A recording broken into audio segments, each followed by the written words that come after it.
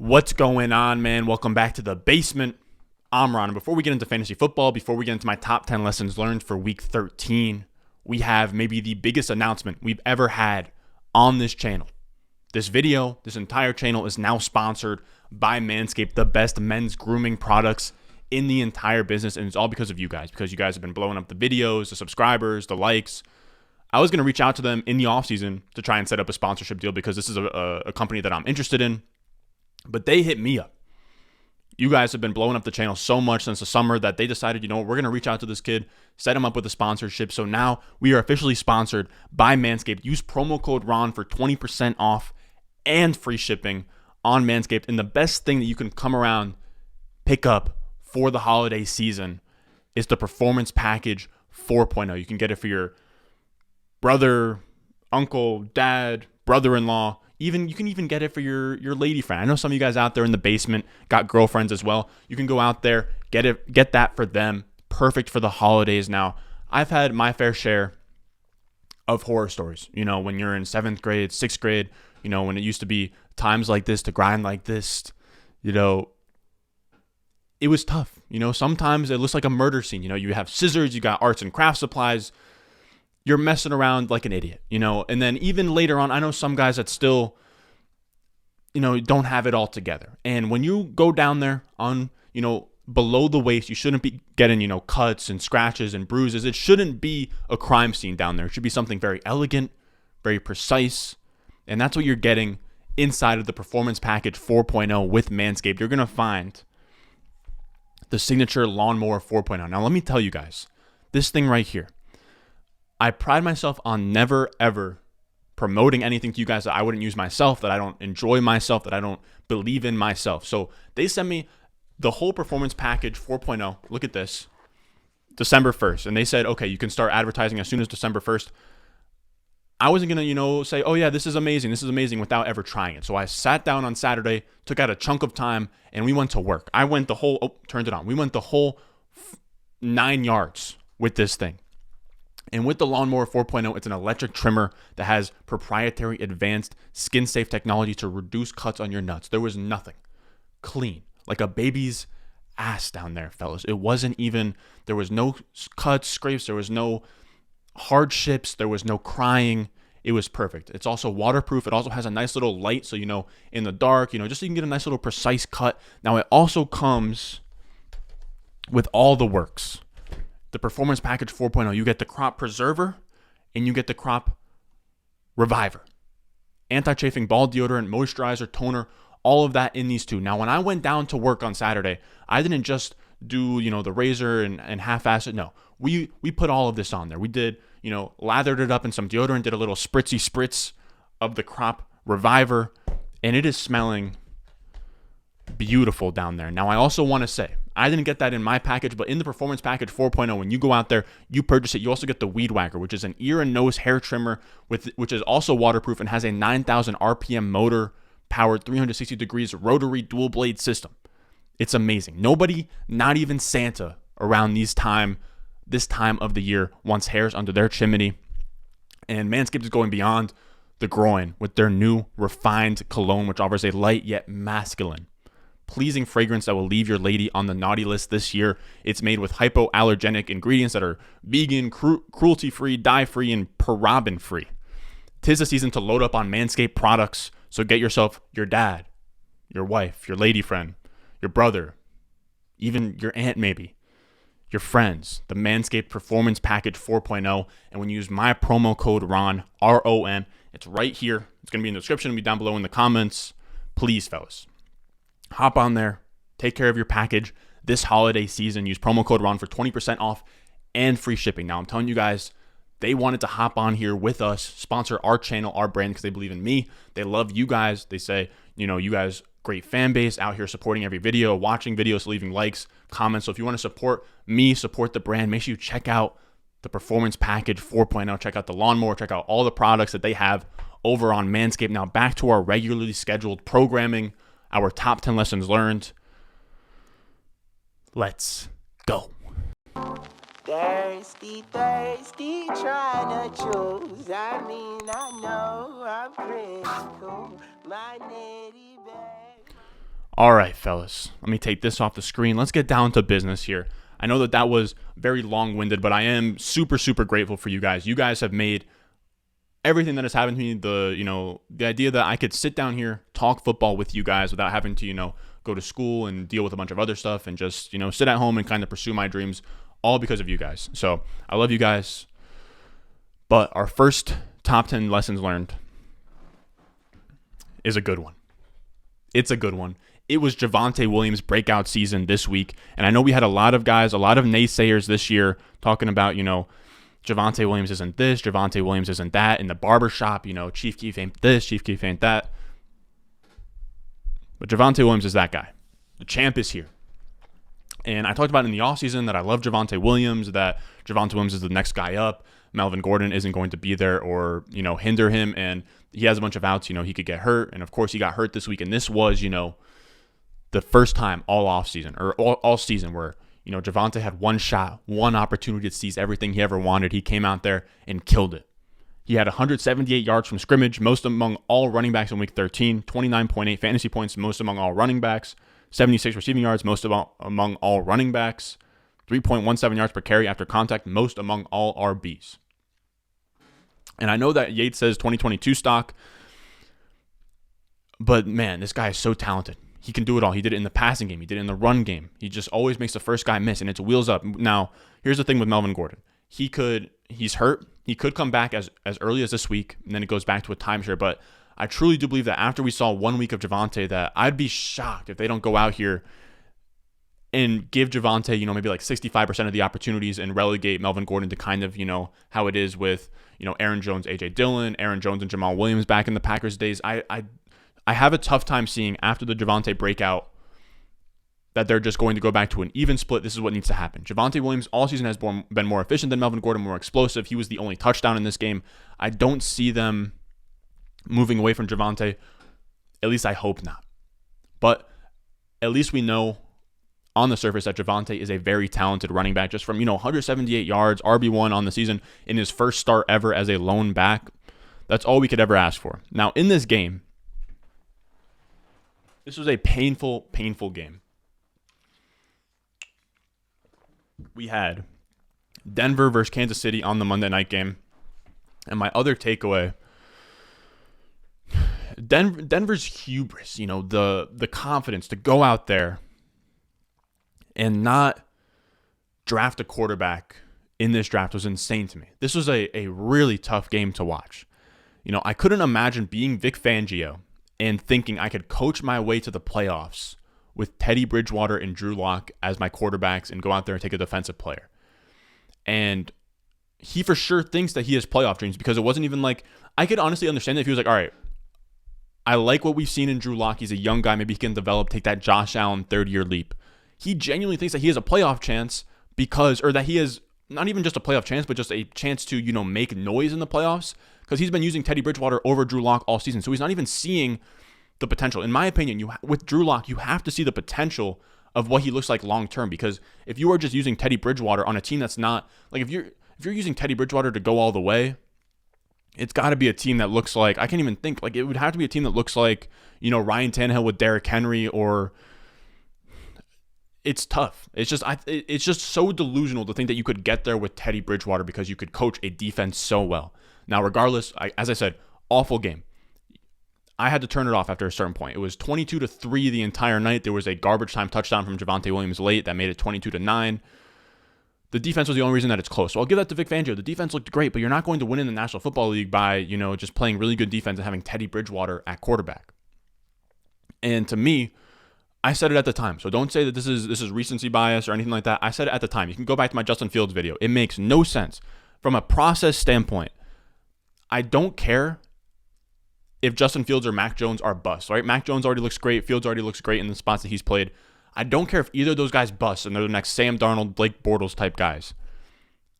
You cannot pass on either of those quarterbacks at pick 9 for a cornerback. I don't care if he's the best cornerback in the league. From a process standpoint, you cannot do that. Fields and Mac Jones at pick 9, the ones that they had, were both better prospects and the best quarterback available in 2022, and we knew that at the time. You're getting this massive discount because there's 5 first-round caliber quarterbacks getting taken in a draft. So of course, some of them are going to slide. So if you're sitting there at the 9th overall pick, you have to jump on that. You're not going to get a guy like Fields in another draft class could have been a 2nd overall guy. Mac Jones in another draft class could have been a 1st or 2nd overall guy. You put either of those quarterbacks in the, the draft class with, I'm trying to think of who it is. You put that in the draft class with where it was Blake Bortles at 3, Deshaun Watson, Patrick Mahomes. Of course, Mahomes and Deshaun Watson panned out, but nobody went 1st overall. Fields would have went 1st overall. I do believe that Mac Jones was a guy that probably would have went top 5 in another class. He did have the buzz from the 49ers. So to pass on that discount for cornerback, they set themselves back. Unless if they get Aaron Rodgers or they get something in free agency, they're never going to be in a spot outside of a top 5 draft pick in a position to get a franchise level quarterback again. And it's annoying. It's annoying because I don't care about the Broncos at all, but they have Javonte Williams, they have Noah Fant, Cortland Sutton, Jerry Jeudy. And they're all being held back by Teddy Bridgewater in the quarterback play of this team. And if they don't get Aaron Rodgers in the offseason, which is like, I guess they've kind of been linked to Denver, or Rodgers has kind of been linked to Denver, but it's annoying. It's annoying. I just can't even get into the mind. And Surtain's been amazing in his own right. But like I said, I don't care how good Surtain is. The best cornerback in the league isn't enough to take yourself all the way. Now, regardless, we're going to move on from that point and talk about another quarterback, another young quarterback, or not a young quarterback. I'm not saying that Teddy Bridgewater is a young quarterback, but Tua. I'm going to say Tua's kind of growing on me here, fellas. Oh, not what I wanted to put up, but as always, Manscaped, promo code RON for 20% off. Now, with Tua, he's growing on me, boys. I had him at QB 20 in the latest Dynasty rankings. Now, we're going to have another update here on Tuesday, the Dynasty rankings, so that'll be tomorrow. And I had him at quarterback 20 last time. I think this time I'll probably have him in the 15 to 18 range. He's climbing up for me because I loved him coming out, man. I loved him coming out. I wasn't fully into Dynasty at that point in time or even, ranking the quarterbacks, but I did believe in Tua over Burrow from just a real life perspective. Now, after his first year, I've pivoted off that. You guys know I'm much higher on Herbert and Burrow. The rankings show that. But Tua now has 19.1 points per game in his 7 full games that he's played this year. He's the QB 12 in terms of points per game. And this game that he just played, he played the Giants. He put up 30 completions on 41 attempts, a 73.2% completion percentage, 244 yards, 2 touchdowns, 0 interceptions. Now, that doesn't really stand out. If you have 41 attempts, you want to have like over 244 yards, right? But he was just taking what the defense gave him, and PFF really liked what they saw. They had him at an 87.9 passing grade, the highest of the entire week among all quarterbacks, even Tom Brady, who threw like 4 touchdowns yesterday. Now, like I said, I'm at QB 20. I'm going to move him up. Tua has been showing that he isn't that bad. Now, the only thing that concerns me with Tua long-term, like when we're talking about Dynasty, is the team just struggles to commit to him. They want to, run him out of town, trade for Deshaun Watson, do a million other things other than just stick with Tua, who hasn't looked that bad this year. Now, moving on to our 4th takeaway of today, we have pump the brakes on the Rashod Bateman hype, which really sucks to say. It really does suck to say. I love Rashod Bateman. I've been pumping up the hype train all offseason. Is this it? Nope. I've been pumping up the hype train all offseason, and it's tough. Hayden Winks had a really good tweet. He said Rashod Bateman wasn't out there for that entire drive in the 2-point conversion attempt. Ravens would rather have Devin Duvernay in the slot and Sammy Watkins out wide. The entire last drive of that game where, they march down the field, they score a touchdown, and they go for 2. Rashod Bateman was not on the field, and it wasn't because of injury. He was also 4th in the game in snaps and routes among all the wide receivers. He only had 1 target. He's taken a step back. I don't know why. I'm not really super worried about him long term, but he saw 6 or more targets in his first 5 games, and now his targets are declining. I don't think it's because Sammy Watkins got healthy. They're starting to like Devin Duvernay a little bit more. Now, I'm not really worried about him long term, like I said, but I don't think he has the ability to be a top 24 weekly starter anytime soon, like Elijah Moore and Jalen Waddle, which sucks because we thought that Rashod Bateman could be that, but I don't see it happening anytime soon. Maybe in the playoffs, right? Maybe in the fantasy playoffs, like week 15, 16, maybe he can come into his own, but it sucks that he's taking a little bit of a step back. I'm still not really budging on him from a dynasty perspective, though. Now, next up, this is a big chart. Let's talk about, is it Amon-Ra St. Brown season? Is it Amon-Ra season? I was gonna say something about like season St. Brown, but it just didn't work. It didn't work. But he saw 12 targets, 10 catches, 86 yards, and a touchdown yesterday. Had the game-winning touchdown. He looked good. There's a bunch of buzz on Twitter, but the question is he? How promising really is he? And I decided to dig in. I had some fun today. I dug into the rookie database that I made last season to kind of take a look at, some comps and see, are these players, like what kind of trajectory is an Amon-Ra St. Brown on at this point? And let me pull this up.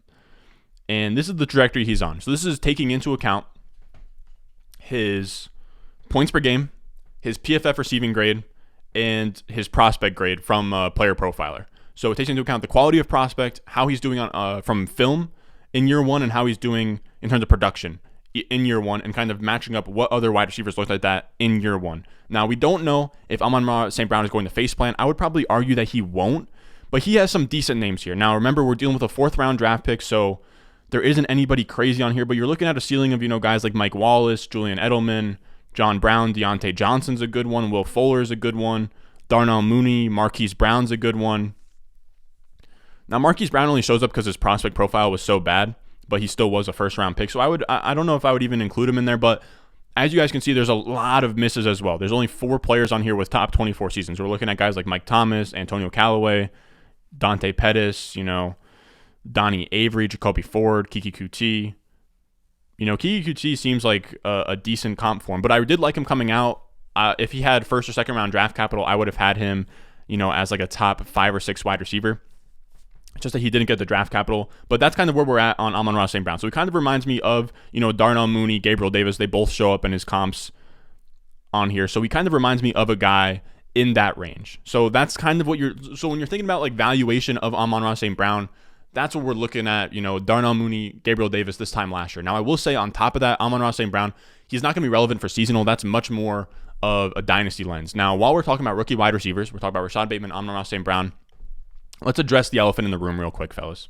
And this one sucks because I loved him coming out, but it's time that I finally address Terrace Marshall. I know a lot of you guys have been wanting me to talk about this, or you guys have been curious, what are my thoughts on Terrace Marshall? I loved Terrace Marshall coming out. And the thing about Terrace Marshall that I can't stress enough is he was a ceiling play. We were swinging for the fences, home run. He has the alpha build, early declare. And there were some red flags that we ignored because of the upside. We ignored the fact that a lot of his production, his dominator rating, all that a lot of them came from touchdowns. He didn't break out until like he was a junior, but Jamar Chase and Justin Jefferson were there. But we kind of put those to the side and said, okay, but he's a really good athlete. He's an alpha wide receiver. He looked good in his junior season. We'll give him a pass on those first 2 because of Justin Jefferson and Jamar Chase, but it hasn't panned out this year, man. It hasn't panned out. He only has 3.1 points per game. So these are the wide receivers that line up with him, and it's going to be really important to see if he face plants. I think at this point he will. We're hoping and praying that he comes out and shows just a promising stretch of football here, but he's getting, healthy scratch for Zylstra, and it's really ugly. It's really ugly. So I can't sit here and say, he's going to bounce back. He's going to be amazing. This is what we're looking at with Terrace Marshall. He has a decent ceiling. He has guys, Golden Tate, Jordy Nelson, Eric Decker. He still has that really high ceiling in his range of outcomes.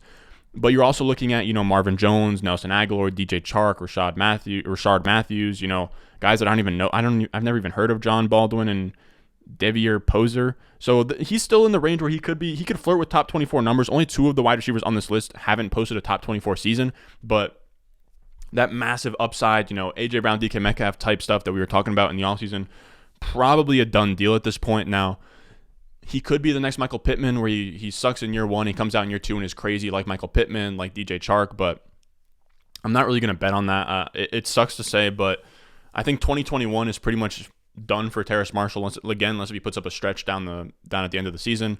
But if we're talking about dynasty, I probably would sell for a second. So I could just re-roll into something else, or maybe use him as like a throw-in in a deal of somebody that really likes Terrace Marshall. But as we know, guys that don't perform in year 1 usually are bad bets long-term. So like I've always said, I'm not one to have take lock and really hone in on players that I really like. If I've always said year 1, huge indicator. So if he's going to come out here, not play as well as we had hoped, it's time to pivot on Terrace Marshall. He's outside of like my top 45 dynasty wide receivers.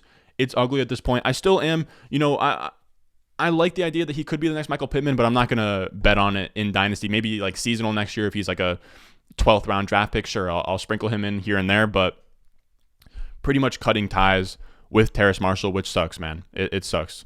Now, moving on to our next rookie wide receiver, another guy that I liked this offseason, we'll talk about a little Elijah Moore. And Elijah Moore has been a monster, and it's amazing. I liked him coming out. He's a Jet. I don't remember the last time where the Jets have had a really good wide receiver like this. You know, this is a wide receiver who has now had a 30% or better target share in his last 3 games as a rookie. 30% or better target share in his last 3 games as a rookie is insane. He's the wide receiver 30 on the season. He's the wide receiver 3 since week 7. And the key takeaway here is Josh Norris brought this up. This is his picture from his tweet. Josh Norris brought it up that Elijah Moore was a primary slot receiver at Ole Miss, and the concern was, could he play on the outside and be, like a Tyler Lockett who can kind of play all over the place? Elijah Moore recently has shown that. He has shown to be a full-time player all over the field. You can see by these routes, man. He's lining up outside. He's running go routes. He's running, corner routes, fades, out routes on the outside. These routes, these lines aren't all coming from the slot, which is what we want to see. We want to see him develop into a complete wide receiver, and that's the title of this takeaway. Elijah Moore, complete route tree. I'm excited about what the future looks like for Elijah Moore as a Jet fan, as a guy that has him on as many rosters as I have Terrace Marshall on in Dynasty. So very excited about Elijah Moore. Now, moving on from that, one of my takeaways, or a question that I had, I'm confused why Jimmy Garoppolo is still starting for the 49ers. Yesterday, he lost against an objectively bad Seahawks team. That is, I want to say, 4-8 on the season now. Garoppolo had 299 yards, 2 touchdowns, 2 interceptions. He just looked pedestrian all game. There's nothing special about Jimmy Garoppolo. I couldn't imagine leaving the game in Jimmy Garoppolo's hands, and that's what ended up happening. They drove down the field at the end, down 23-30. They drove down the field, and it goes 1st and goal, 2nd and goal, 3rd and goal, 4th and goal. Now, the game is up to Jimmy Garoppolo. He drops back and doesn't even give him a chance. The ball's tipped at the line of scrimmage. Also, there was a spot in the game where it was 4th and 1 in the red zone, and Kyle Shanahan decided to run a read option with Jimmy Garoppolo with Trey Lance on the sideline. A guy who is a legit athlete. And he would rather run a read option with Jimmy Garoppolo. It makes no sense. I don't understand why Shanahan's shying away from playing Trey Lance. I don't understand why he keeps going with Jimmy Garoppolo. You're 6-6. You drafted Trey Lance 3rd overall. It just makes no sense to not put him in there, let him start games, and let him develop at this point. It's not I don't want to hear the whole thing with, but Mahomes sat for a full year. First of all, the best way to get better at something is with this YouTube thing.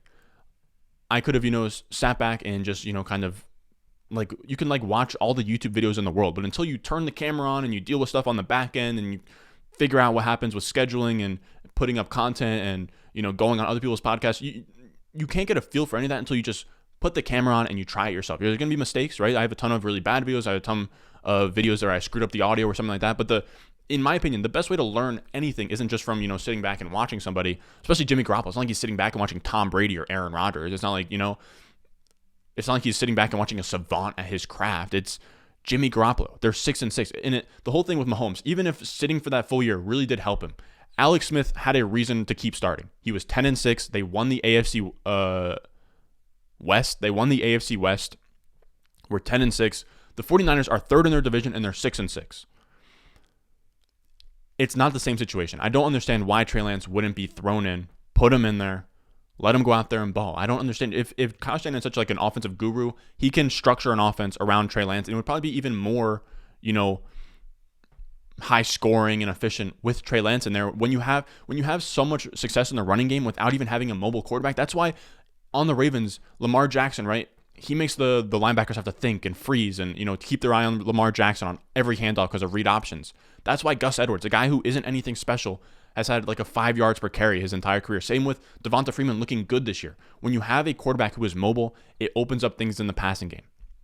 So I think that's why it would make sense to put Trey Lance in there. If you win because of your run game, Trey Lance is better for the run game. Now, moving on from that takeaway, we have T. Higgins is who we thought he was. He just put up 14 targets, 9 catches, 138 yards, and a touchdown. Last week, he had 8 targets, 6 catches, 114, and a touchdown. He's a stud. Like we've been saying, he's a stud. I said this weeks back that positive regression was coming for him. He didn't have a touchdown since week 2. He was still getting a ton of end zone targets. And T. Higgins is now the wide receiver overall, wide receiver 1 the last 2 weeks. And he's only 22 years old while also competing with Jamar Chase. I will not hear any T. Higgins slander. I will not hear any Tyler Boyd is better than him. He's not even the wide receiver 1 on his own team. Michael Pittman's better than T. Higgins. T. Higgins is a very talented wide receiver. He's only 22 years old. I love him in Dynasty. I love him in Seasonal. He's finally seeing the positive side of regression that we were talking about. T. Higgins is an absolute stud. Him and Chase can both be very good wide receivers. It doesn't have to be one or the other. We follow the targets. T. Higgins has always earned the targets. We chase that. We're still chasing Jamar Chase, who's also earning targets and not producing. They are both very good wide receivers. At some point, they will probably sync up and be on the same page. Now, our last takeaway of the day is Russel Gage is kind of a god. And it's weird to say that because Russel Gage isn't somebody that, like, he's not sexy, he's not appealing. I don't really have him on any of my teams, but I got to put respect where, respect is kind of due here. He has 8, 3, 8, 7, and 12 targets in his last 5 games. He had 11 catches for 130 yards yesterday. I believe he dropped a touchdown or something. He was supposed to have a touchdown yesterday, but it didn't happen. And he has been the wide receiver 16 during that five-game stretch. He is a very good waiver wire ad. We'll probably talk about him in tomorrow's video on waivers. Now, that's going to do it for us today, fellas. Again, this video, shout out to Manscaped. They sent me the Performance Package 4.0 back there. You can see your balls will thank you. These guys hooked it up, man. They reached out to me because you guys have been so amazing. So go out there, show Manscaped what we're all about here. Hop on there and get a nice little Performance Package 4.0 for your brother, brother-in-law, dad, uncle, grandfather. I don't know. Go out there, check it out. Use promo code RON for 20% off and free shipping today. Go check it out. The link will be in the description. It will be down below in the comments. Please go check it out. See what they're offering for the holidays. Now that's going to do it for us today, fellas. As always, subscribe, leave a like, and I will see you guys in the next one. I got the juice, I got the juice. Channel, Chatham's on. Foolies glad I'm home. Even my haters kinda glad I'm on. Rest in peace to my vagabond. Rapper, song, singer, suspended, subpoena from Mr. Me.